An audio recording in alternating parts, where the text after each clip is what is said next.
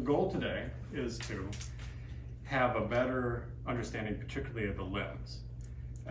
In terms of the torso, which we will focus on, there your main elements are going to be either related to like the function of this is going to be either protection, but predominantly in terms of movement, it's going to be like holding the spine up and extension. So it's more about postural stabilization. Minor movements like turning the head, turning at the low back, but pretty much it's about kind of the muscles that hold everything around the ribs and the abdomen and up to your neck kind of in place. And it's more about kind of a protection, stabilization of the spine, so as we navigate and move using our limbs to take our torso elsewhere. The other key is respiration, which that'll be a big spotlight we put on ways that we can be more, I'm losing my words if I don't hydrate with caffeine. But we can be more impactful, more efficient in terms of what we're doing. Just getting more results potentially, especially from what we talked about last week regarding the benefits of just achieving parasympathetic dominance, the relaxation effect of the body and the implications of what that causes. Another term to always reflect on with this is homeostasis. You have to have at least read that and heard that enough now. Homeostasis as a just general trying to find the perfect Goldilocks equilibrium within the body. You know, it's core body temperature, it's acidity rates on like skin and mucous membranes, it's the acidity levels in the blood, all that kind of stuff. And many of those elements, like even including the acidity levels of the blood, are regulated through respiration. It's how much oxygen are you taking in versus how much are you actually using.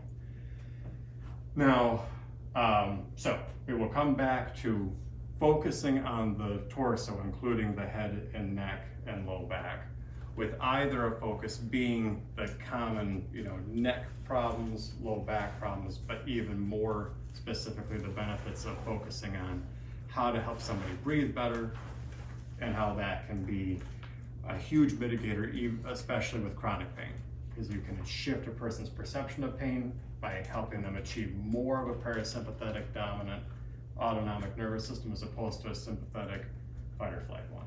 But when we get to the limbs, the purpose of the limbs is locomotion.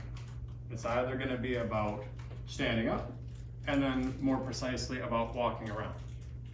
So the key reflexes that the body has to build up in these limb-based muscles. You're going to have at the shoulders and the hips these connection points. These muscles that are going to be about basically tying and holding the limb on and integrating the function of a limb to the torso.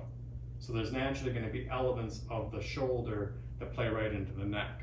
And like muscles right here, upper trapezius is a good example, that it does, when we're talking about function here, we're going to be talking about when muscles shorten, when they concentrically shorten in function.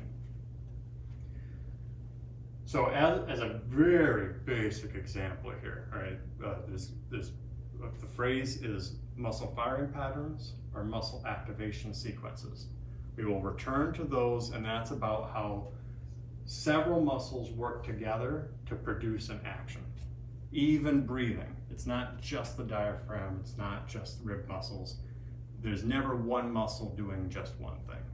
There's always a small collection. Now, when you move your shoulder into abduction, okay, the muscle that should be in charge, the prime mover, the one that acts the most and should be, quote, dominant, should be this deltoid muscle. It's the one that's sitting right on the joint, closest to it, kind of principle. And then another big one needs to come in and help. So upper trapezius and deltoid work together to produce abduction. There's deeper elements too. The rotator cuff and the deep lateral hip rotators, and any of the really tiny muscles right by joints. When we start looking at those, they tend to be about stabilization. So those need to be strong, mostly so that they set the joint in the correct orientation. If the joint is like off of its, it slipped slightly out of its socket, so I'm a left arm, and here's a scapula. If this bone is shifted forward or falling down because something's weak, there's muscles here that are supposed to literally hook on and kind of hold it up in gravity. If my fingers are weak, and that's dropping, and that muscle is hitting a portion of the joint structure. And so there'd be the labrum and other kind of cartilage-related elements inside the glenohumeral joint. But then that area is going to rub more, and you're going to break down that cartilage more. So the small muscles, like rotator cuff, deep lateral hip rotators, and others, are going to be about usually making sure, oh, this is set right in like kind of the perfect middle zone where nothing's going to rub the way it's not supposed to, or at least symmetrically. And then the big movers come in and go, oh, okay. And those things have to occur, and they could occur, like that. Things that you do not fully take into conscious awareness. So we're not going to worry initially as much about the tiny muscles of stabilization. We're going to cover them. But from a functional standpoint, we're going to worry more about posture, stability, and then predominantly gait. The bigger reflexes, I think I've mentioned this before, if you ever watched a little person develop, the first responses that occur is a baby will begin to learn to turn over and hold their head up, okay? And a lot of kind of like on tummy, maybe kind of, and that's a big moment to be able to control and be able to do the turnover and control moving the head, right? That's where you don't have to worry about holding the head up as much. Okay. That's going to be about these deep muscles up and down the spine, getting strong enough to control that. So that's an example of a reflex that, like, as an infant, we develop, and then there's the next piece. So there's kind of like the stabilization piece of the spine that has to be a precursor to the next part of crawling, like even getting on fours. And the action of crawling, although sometimes the little one will do it in crazy ways, but it really focuses predominantly on, there's a couple of things. If you're here, it's just like doing a little plank. Start building up your little core muscles and all that good stuff. And then the crawling action itself tends to be what's called contralateral. So the thing, one term, some terms that we haven't gone over a ton is contralateral,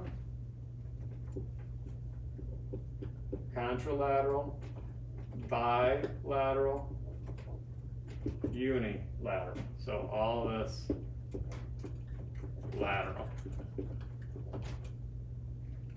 Unilateral, one. So it's all a Latin thing, but one side, okay? Bilateral, both sides. Contralateral, opposite sides. So it's not too bad, it's just contra, and that will matter like when we're talking about walking. There's a lot of contralateral actions that occur from like left arm to right leg, right arm to left leg that have to coordinate together. And so those are a lot of contralateral reflexes, as opposed to if I stand up using both my knees, both my hips to pull that action off, then that's a bilateral thing. If I had we're thinking just one side of my body, like what shortened here, I could say the lateral neck muscles, the lateral low back muscles shortened, that's a unilateral kind of principle, okay? So you've heard it, and I'm going to start using it in context as we go through the body. So the limbs, and we have to remember that the limbs include, we don't have a skeleton right now up here, and that's okay. But as far as the skeleton is concerned, we have the axial skeleton, which is the skull, the spine, the ribs. We're done. So it's just the spine ending at the coccyx, including the sacrum, all that. So spine all the way down, and the ribs, that's it. The appendicular skeleton, the appendages, include the scapula and clavicle and the pelvis. And then we have the limbs. So you can think of the scapulas and the pelvis as these bridges that are taking the arms and legs proper and connecting them more directly to the torso, right?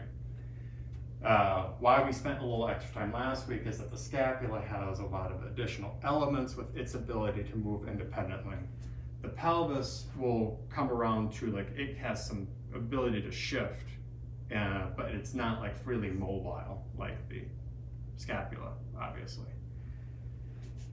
Now, getting more specific to the bones of the limbs, the unique thing about the scapula is going to be the upper body is going to be the clavicle.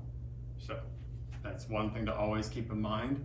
The clavicle and the scapula, you hear somebody talk about the shoulder girdle, all this kind of stuff. When you start hearing shoulder, you have to think a little bit more about not just the ball and socket joint, but potentially does it include them talking about the scapula and the clavicle, right? That's the girdle.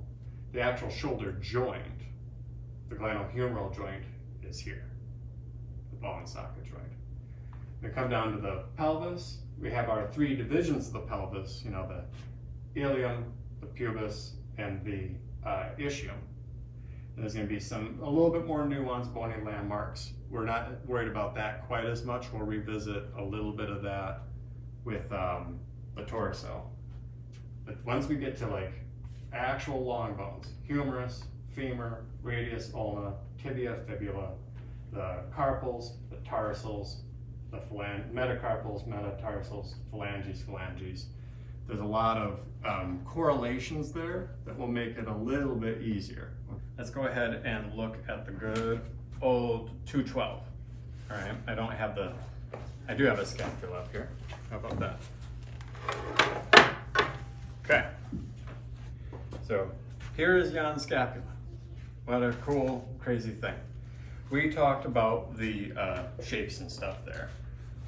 So recognizing that we have our fossas, which is going to be a kind of indent, right? The indents here. I'm going to pass this around and you're going to stare at it and look at the pictures with the names attached to it, okay?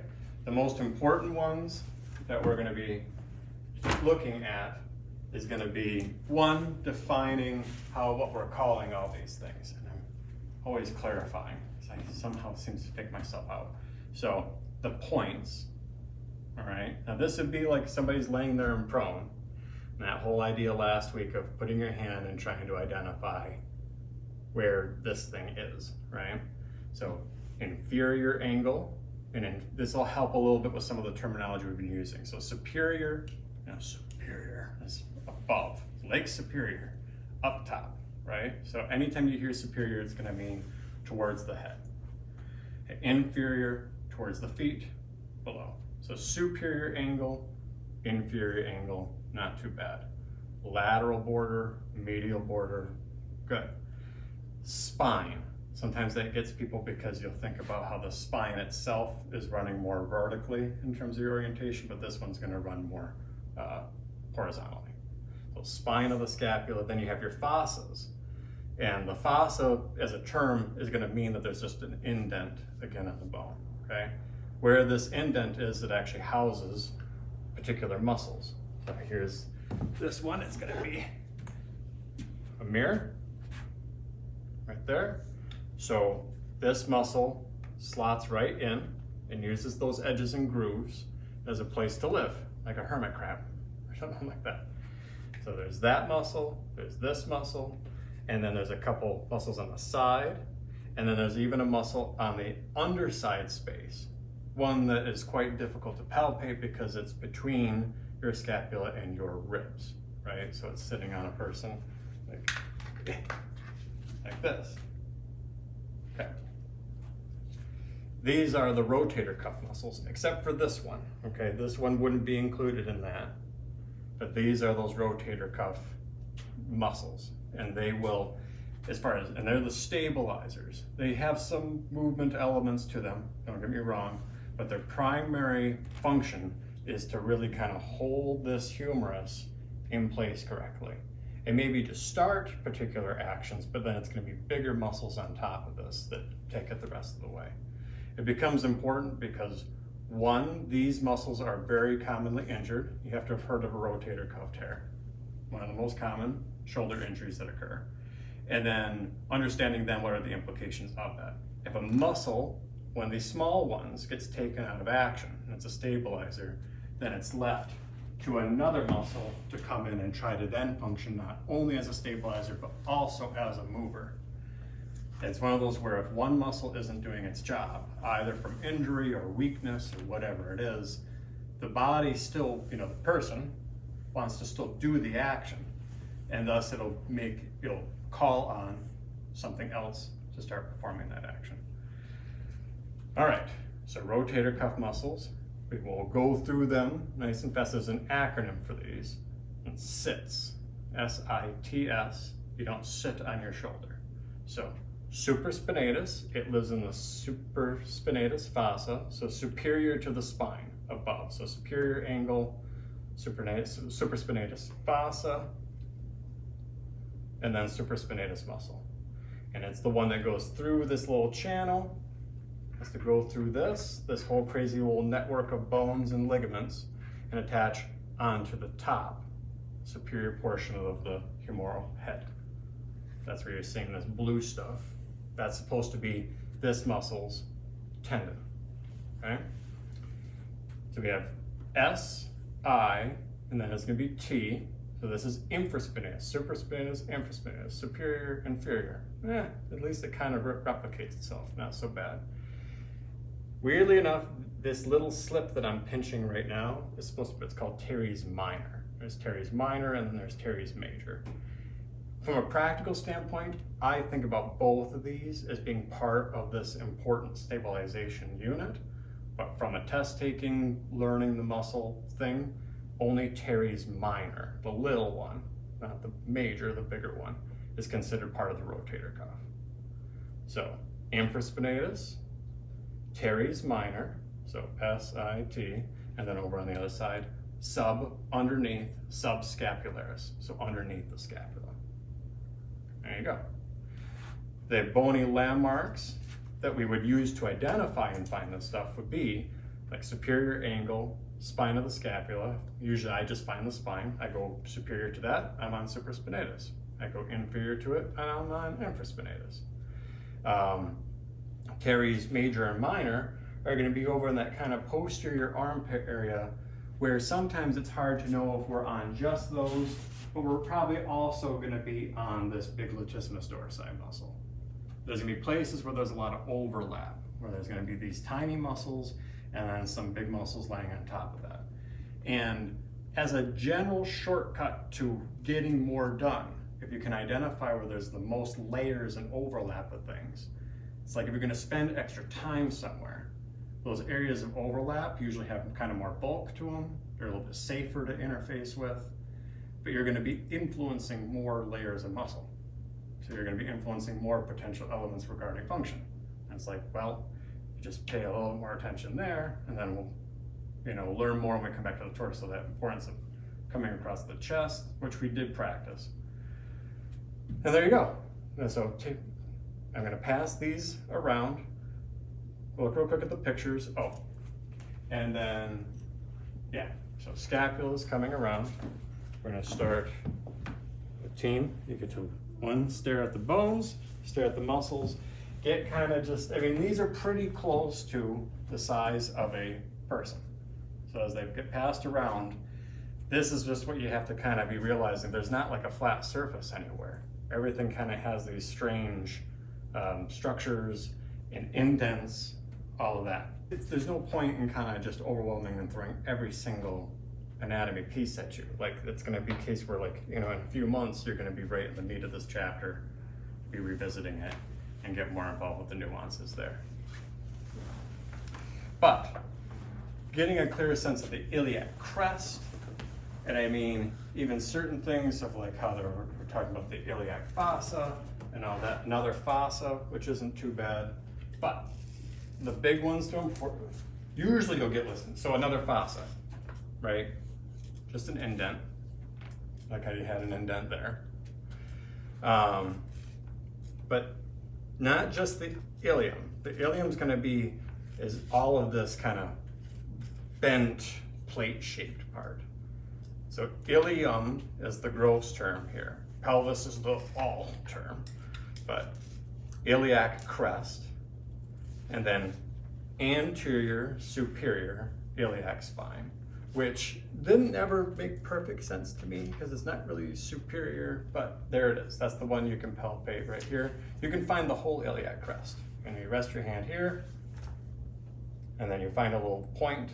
That's the anterior superior iliac spine. And then here, posterior superior iliac spine. So these bumps on the front and the back, and then lots of people use an acronym with those. PSIS, ASIS. Here we have the pubis. An important element here is what's called the symphysis pubis, or pubis symphysis, which is a cartilaginous element right there in between. And that's where there is some play and mobility, where there can be a shifting of the pelvis asymmetrically. Either it can move together, so a person can kind of have their butt stuck out like this bilaterally, or there could be a unilateral distortion, where one side of the pelvis is shifted forward or outward or inward, backward. A lot of times, thank you. And I end up reflecting on these things. These ones don't correlate quite as well as the limbs do, but it's still an elephant ear shaped thing and an elephant ear shaped thing. So I kind of work off that idea. Okay, but we can have at the pelvis, we can have a unilateral distortion, and a lot of times, in my experience and others, a leg that's longer and where low back issues occur, there can be a good chunk of cases where there's a distortion of the pelvis, making one leg have a bit more stress, or something's getting pinched, because if like one side turns in, see how that could cause some issues, what have you.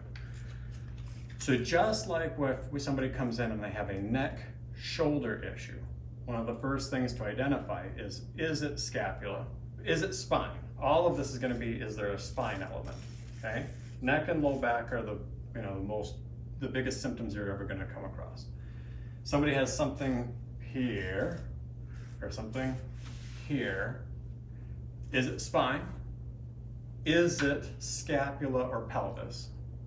Is it the actual ball and socket joint?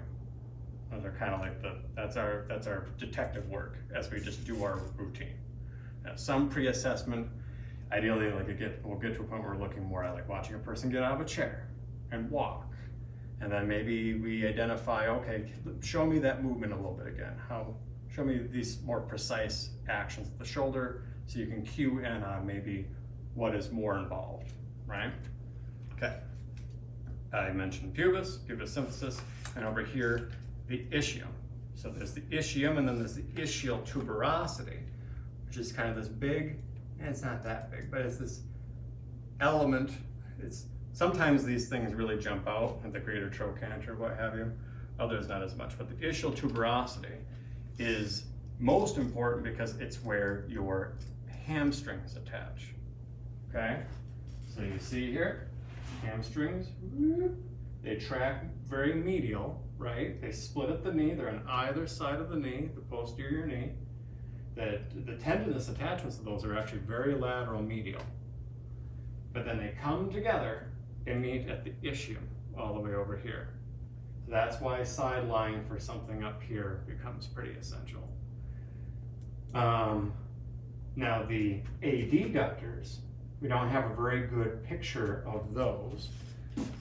All these medial thigh muscles.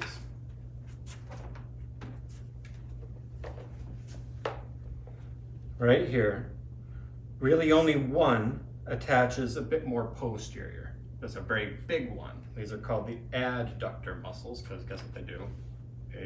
Adduction. And adductor magnus, the very big one, does attach pretty posterior. See how it's really close to that hamstring attachment? But it's not on technically on the ischial tuberosity. The hamstrings are. Now, the rest of the adductors, they attach onto the pubis. And that's a more cautionary space to go. And believe me, with the athletes, it was like when there was an issue here, it was a bit more of a draping journey and everything, right? But the adductors, that's where they track.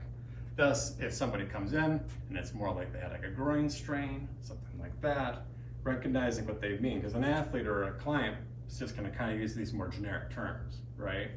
And a lot of times, if that's what happened, it's an injury to the adductors. And we may not ever need to work up this high. Very rarely is that ever the case. We need to come down here and work on the more like belly of the muscle of these. But somebody comes in, they did something there, and they're having issues with that, then adductors.